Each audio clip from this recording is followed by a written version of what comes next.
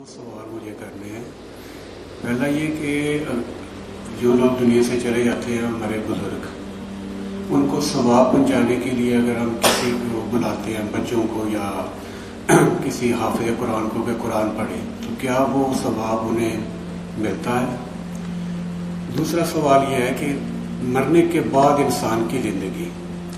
کیا جو نیک لوگ ہیں وہ قبروں کے اندر ہی ہیں، اور کیا ان کا کوئی عمل دخل دنیا میں رہ جاتا ہے،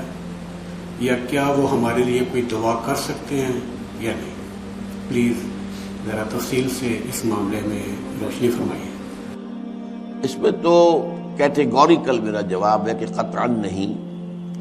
بلکہ یہ بدعت ہے، یعنی یہ بجائے آپ کو کوئی ثواب دلانے کے الٹا جو ہے آپ پر گرفت ہو جائے گی۔ ایسی کوئی چیز صحابہ سے ثابت نہیں ہے، اور ہمارا دین وہی ہے، ما انا علیہ واصحابی، رسول نے فرمایا جس چیز پر میرا عمل ہے اور میرے صحابہ کا ہے، دین تو اصل میں وہی ہے۔ جہاں تک ایصال ثواب کا تعلق ہے، اس میں ہمارے ہاں ذرا کافی مختلف آراء موجود ہیں۔ مجھے اس رائے سے اتفاق ہے کہ مالی اگر کوئی عبادت ہے، اس کا ثواب آپ اپنے کسی فوت شدہ بزرگ کو منتقل کر سکتے ہیں۔ مطلب آپ نے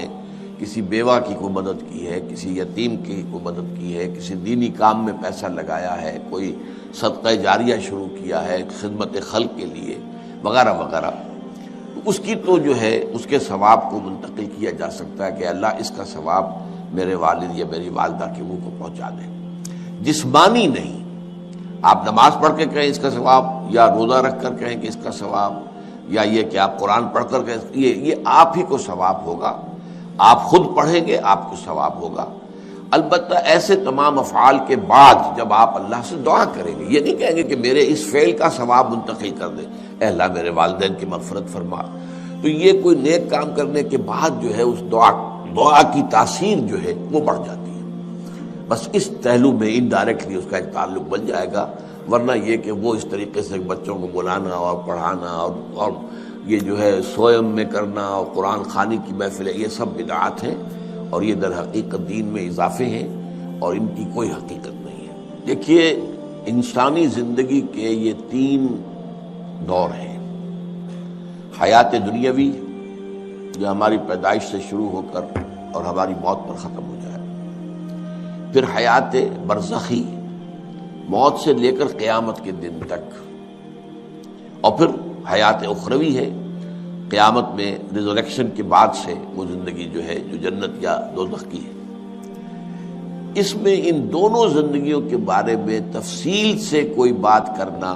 بالکل غلط ہے، اور اس سے فتنے پیدا ہوتے ہیں۔ ظاہر بات ہے کہ قبر، جسم تو قبر میں رہتا ہے، اس میں تو کوئی شک ہی نہیں ہے۔ روح کہاں جاتی ہے؟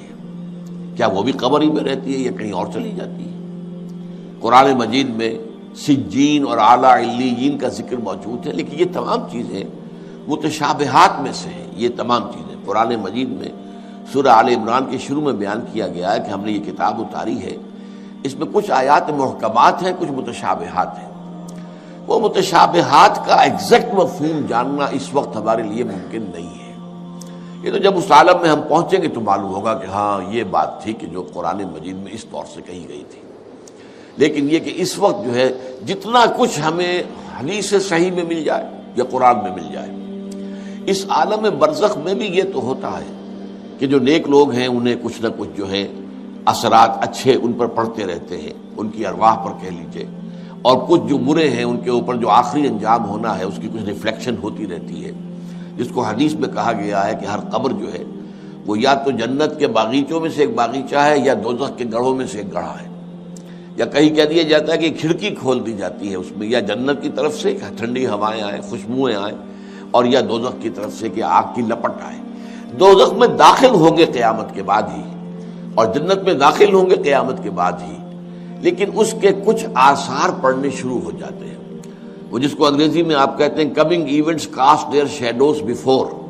بعد میں آنے والے واقعات جو ہیں ان کے کچھ سائے جو ہیں پہلے سے آنے شروع ہو جاتے ہیں۔ تو اسی طرح سمجھیے کہ جو کچھ آخرت میں کسی انسان کے ساتھ ہونا ہے اس کا ایک عکس جو ہے وہ عالم برزخ میں شروع ہو جاتا ہے۔ اسی لیے قرآن مجید میں یہ بھی آیا ہے کہ یہ جو آل فرعون تھے